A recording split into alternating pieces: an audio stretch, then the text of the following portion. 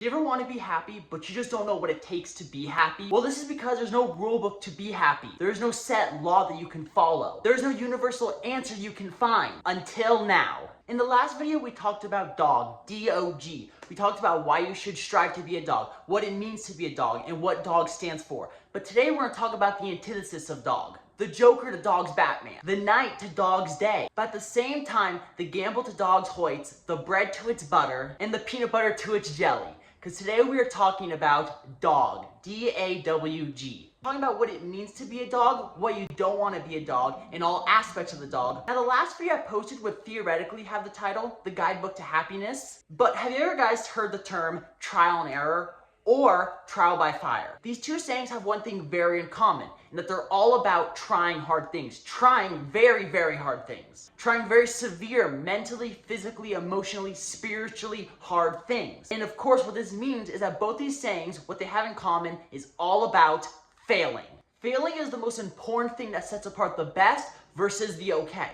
Because the best have failed more than the okay so many more times. The best learn to love failing. They get more insight from failing than from winning. And if you can learn to embrace the power of failing, you can learn to be a happier, more powerful person. And that is why we're talking about dog today, and why arguably dog is much more powerful than dog. Dog is more powerful than dog because did you know that when you are upset, it is easier to understand, notice, and express why you are upset then, when you are happy, trying to understand, notice, and express why you're happy. When you're upset, it's more obvious that you're upset and you can understand, see, feel why you're upset versus while you're happy. It's harder to put attention on the things that are making you happy. So if you can know what makes you upset, it's much more useful, powerful to know what makes you upset rather than know what makes you happy. And that's what we're talking about today. What makes you upset? Well, the things that make you upset is dog. So if you've always wanted the cutting edge, the secret trick, the 5-palm exploding heart technique to destroy the enemies of stress, struggle, and fear that you feel you've always felt and you fear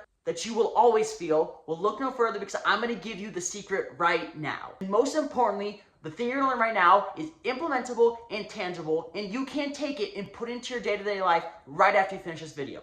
Let's get straight to it. Dog is spelled D.A.W.G. and D stands for dopamine addicted, A stands for anxious, W stands for worried, and G stands for guilty. These are the 4 things that take away from happiness. These are the 4 things that you create for yourself that take away happiness. Now later in this channel, we're going to talk about another subject, another thing that takes away happiness. This other thing we're going to talk about is called bones. Now, I'm not going to cover what bones are right now because that's going to be the next video, but the important thing to know about bones is that they're things that take away from your happiness, but they're things that are external. Dog is all things internal. Like I said before, dog, this dopamine addiction, anxiety, worry, and guilt, they're all things that you create for yourself that take away your own happiness. Bones, the external things that take away happiness, you can deal with physically by physically doing something. Versus these things, the dog things, you can only deal with mentally and emotionally. Every day, guys, I'm gonna try to show up so I can teach you guys how to be a happy teen, a happier teen, the happiest teen. And while I love showing up and giving these videos to you, I'd be even more excited if I could show up for more of you. So tell your guys' friends to come watch these videos, or maybe just tell them to come follow me on TikTok under the name Jiraiya_Robledo. So I feel more excited, more enthusiastic, so I can show up for you guys and make you guys, inspire you guys to be more enthusiastic and excited. Without further ado, let's get on to D specifically. Let's get on to dopamine addicted. Some of you guys might be familiar with the term dopamine. Some of you guys might have a very big understanding of it, but I'm going to re-describe it in the scenario in case of what I'm talking about, this dopamine addiction. So I'm going to tell you guys about the history of dopamine. So you have this caveman. His name is D.A.W.G. Let's say D.A.W.G. the caveman. He's out, he's hunting, and all of a sudden a saber-tooth tiger comes and D.A.W.G. is eaten. But luckily D.A.W.G. had a son. His name is D.A.W.G. So D.A.W.G., his mind, his body, he learned, he evolved from his dad's mistake. So he's out hunting, and all of a sudden a saber-tooth tiger jumps out of the bushes and is going to eat him, kill him, and destroy him. Luckily, D.A.W.G.'s mind is evolved, and it releases something. It tells him, motivates him, pushes him to survive, unlike his dad. What the body does is it releases a small amount of dopamine into D.A.W.G.'s mind, into D.A.W.G.'s body, throughout D.A.W.G.'s whole system. This little bit of dopamine, released both in from the mind and from the gut, feels so insanely good. It feels so good that the body, the mind, everything wants more of it. But the mind, the body, everything tells Uga that he's only gonna get this dopamine if he survives this saber-toothed tiger encounter. So Uga, he runs so hard, so fast because he wants this reward of dopamine. And then when he gets into safety, out of harm's way, more dopamine is flooded into him. It feels so insanely good because dopamine is the reward hormone. But what's to stop from Uga going back out into the wild, into more scenarios where he might die? Well, that is where we talk about serotonin. Like I talked about Night and Day, Joker, and Batman, serotonin and dopamine are the same way. They are antitheses to each other, the exact opposite epic opponents who are always fighting for more territory in your body. But, like I said before, these antitheses are also perfectly compatible with each other. They're bread and butter, peanut butter and jelly. What serotonin does is that before Uga leaves his village to go get more food, it tells him that this is happy. Serotonin is the peace hormone. Serotonin gets released in your body when you're doing things that are peaceful and harmonious. When you meditate, you get a flood of serotonin. Or whenever you do a hobby, creative hobby, you get serotonin. This is because when you do a creative hobby, maybe something like meditate or maybe something relaxing, it's not giving you a spike of adrenaline, a spike of cortisol, this dopamine-like hormone. Instead, you enjoy doing it, but it lacks any punch. This is why in life you should always be balancing dopamine and serotonin. When I say dopamine addiction, I'm talking about a feeling, a trend that's happening nowadays where people are obsessed with just dopamine. They have no space, room, no desire in their life for any serotonin. They don't have creative hobbies because they do not find importance in this serotonin feeling. They are only obsessed with dopamine. Now this dopamine is called the reward hormone. That's what I call dopamine, the reward hormone. And this is because dopamine is always given to you, excreted throughout the body whenever you get something of reward. When you unwrap a present on Christmas, you are getting dopamine. When you get a like on your latest post, you get dopamine. When someone says good job to you, you get released dopamine. When you survive a saber-toothed tiger, you get dopamine. Theoretically, this is good and theoretically it's sound, but the problem is dopamine, if it got put into this world as a person, would be really, really dumb. They wouldn't know the difference between a reward. If you gave them an exploding bomb, they would take it and be so happy. Anything that is given as a reward is good, great, grand for dopamine. This is why you can take a lot of things in, a lot of information that might not be of best self-interest to you, might not be good for you, but dopamine is still released into your body and you still want more of it. Even though it is bad, even though you consciously know it's bad for you, you still want more of it because you want that dopamine feeling. The important thing to know is I'm not telling you guys to get rid of dopamine in your life completely. I am never a person to say polar oppositions or complete redos of the entirety. What I say always is 50-50. 50-50 is the perfect answer always in life. So 50% dopamine, 50% serotonin. And the tangible thing to do is really just work on decreasing that dopamine addiction by 1% as often as you can. Slowly turning 70-30 to 69-29. Now, what's the problem with dopamine addiction? Why isn't this good? Besides the fact that you're getting these things, taking these things that are not good for you just because you want the dopamine of it, when you're obsessed with dopamine, when you're obsessed with the feeling of getting dopamine, getting a reward, getting something that does not require harmony or hard work, you become obsessed with that feeling and you will never do anything hard, push yourself past the grit to get anything because you just want the dopamine. So if you can learn to embrace the powers of serotonin and step away from the powers of dopamine, you'll be able to get bigger things done. This dopamine addiction is what makes it so you can't finish essays, can't finish papers, can't finish things of work you need to get done. It's what makes you procrastinate. But the actual tangible thing I'm going to hand you today so you can walk away with, run away with, carry on with, is try getting more creative hobbies. Creative hobbies, I think, are the best thing. I have so many of them. You can never have too many creative hobbies. Some people choose one or two things that they really identify with, and that's great. But personally, me, I like to have a big, wide portfolio. 50 things I love doing and randomly do them throughout my week, throughout my month, throughout my life. Create a bigger list of these hobbies and like doing them more often to train your body, to train your mind, to train yourself to like serotonin. Put more areas in your life where you have more serotonin. And the coolest thing about creative hobbies is that you can bounce the serotonin, dopamine back and forth. You can learn something cool, let's say on guitar, and then you get some serotonin from that. And later, when you show a crowd of people it, you get some dopamine. It's a perfect little teeter-totter of things, teeter-totter of these hormones that is super good for you. Everyone, now we're talking about the second letter in D.O.G. We're talking about A for anxiety. Now, we all suffer from anxiety in our own way. But do you suffer from anxiety or do you suffer from worry more? Let's talk about these two differences first. So, say you're walking down a long corridor And throughout these corridors, there's a bunch of little turnouts, as if you're walking through an apartment building and there's all these different doors. Now, which would annoy you more? Let's say you're walking down this corridor and there might be a killer clown behind one of these turns. Would that scare you more, or would actually looking at the killer clown terrify you more? This is the deciding factor whether you have a worry problem or an anxiety problem. I'll tell you honestly, personally, that I have more anxiety because if I was looking at the killer clown, I would not be scared because I can see it, because it is known. But walking down the corridor, not knowing if the next turn is going to have a killer clown, absolutely terrifies me, petrifies me, and I hate that feeling. The difference is anxiety is the fear of the unknown versus worry is the fear of the known. I think this will help you a ton because a lot of people say they suffer from anxiety, like me.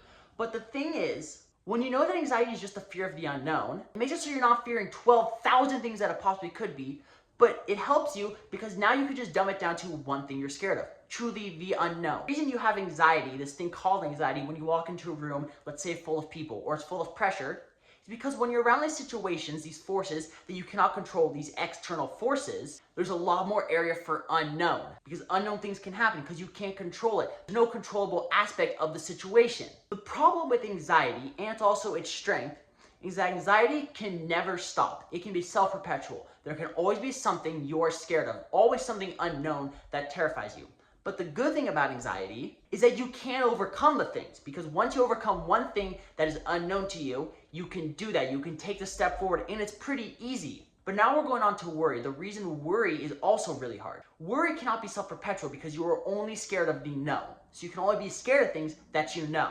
The problem is that worry, it is harder to overcome these simple things. The corridor situation is a great way to describe this. If you have anxiety, the way to overcome anxiety is just keep stepping through the corridor. Keep walking, be brave past these corridors that might have the clown, because you have to know it's all a might. It's an unknown thing that you are not 100% sure of. So you just keep walking, and you just keep walking, and a lot of times that is the answer, because most of the time there's not a killer clown, only 0.0001% of the time.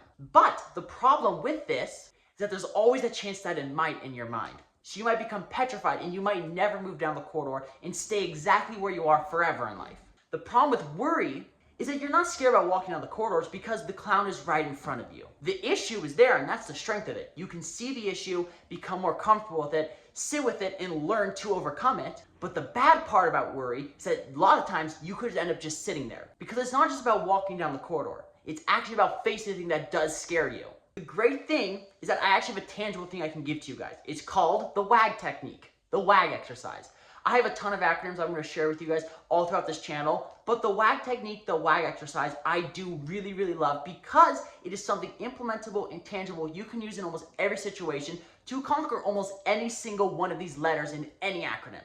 Let's get on with what the W.A.G exercise technique really is. W stands for walk it off, A stands for assert the problem, and G stands for go for it, great day. Now, for anxiety, all it takes is one walking. Just shake it out. When you have this anxiety, let's say you're about to go into a crowded room and you are anxious because you don't know what unknown thing could happen. First step, just go walk it off. Always. Whenever you're in a situation that's stressful, struggling, or hard, just go move your body, get out of it, stop doing it, and then come back to it later. This includes worry. When you're facing down your killer clown, just shake it off for a second, maybe take 5 minutes, take a rest. That 5 minutes could be 5 months, 5 days, 5 hours, anything. Just shake it off, move out of it, step away, and then come back to it when you're ready. Second thing is assert the problem. For anxiety, when you're walking down this corridor, assert what you're scared of, this killer clown. Because once you assert the problem, guess what you're doing? You're making it known.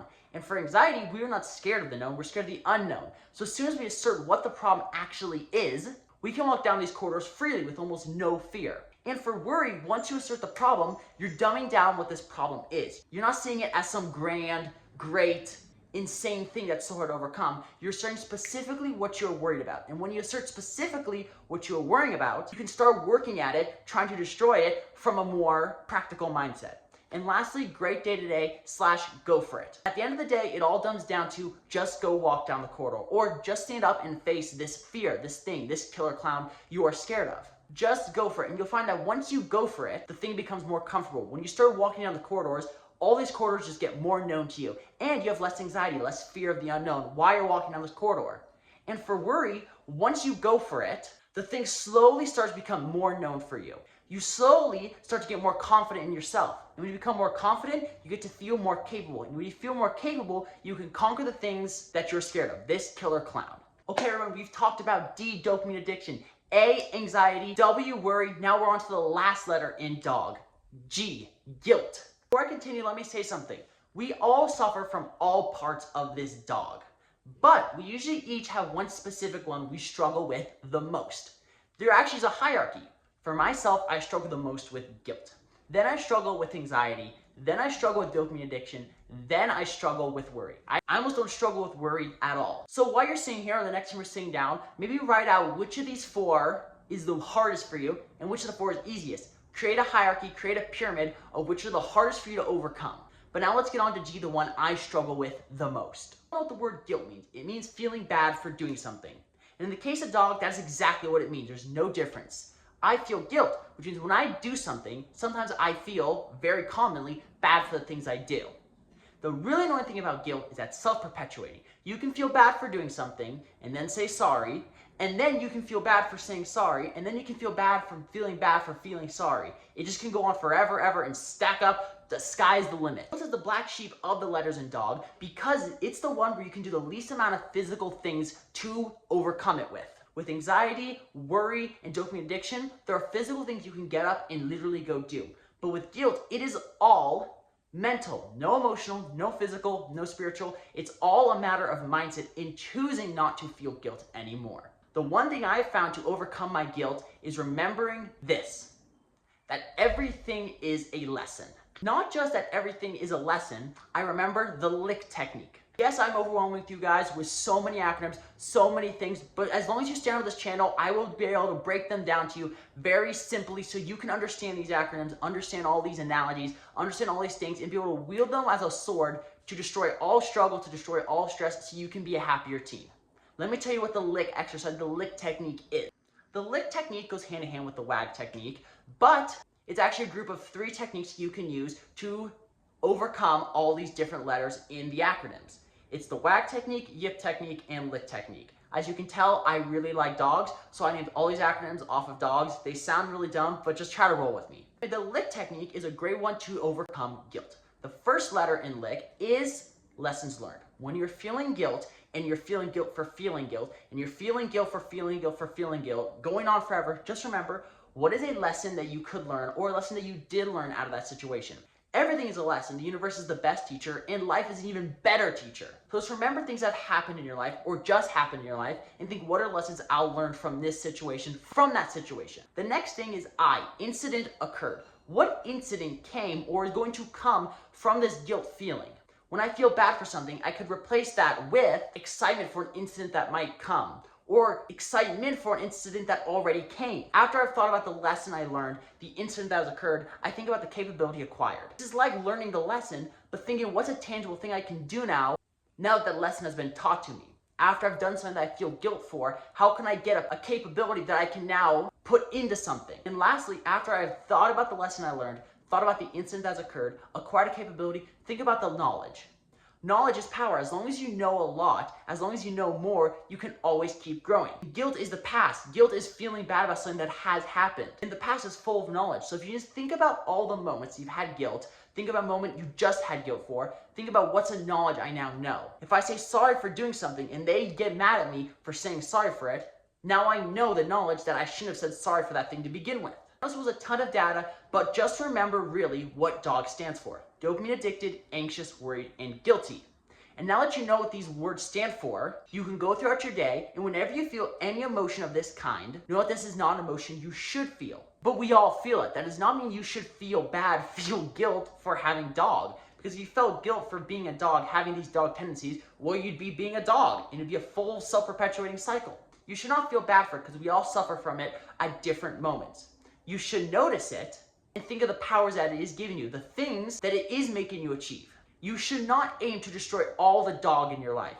But instead of the 50-50 rule, I always like to say, you should have 30% of your life lived as a D.O.G and 70% of your life lived as a D.O.G. Do not aim to wipe out all vices in your life. Do not aim to wipe out all bad things in your life, all forms, shapes, and areas of D.O.G. Just aim to always remember to dream big, be optimistic, and go for it over being dopamine addicted, anxious, worried, and guilty. That's all for today. I know there's a ton of data. You can rewatch this video. Remember to share with people. Remember to like and subscribe to this channel so I can keep giving you guys information, and I'll see you next time.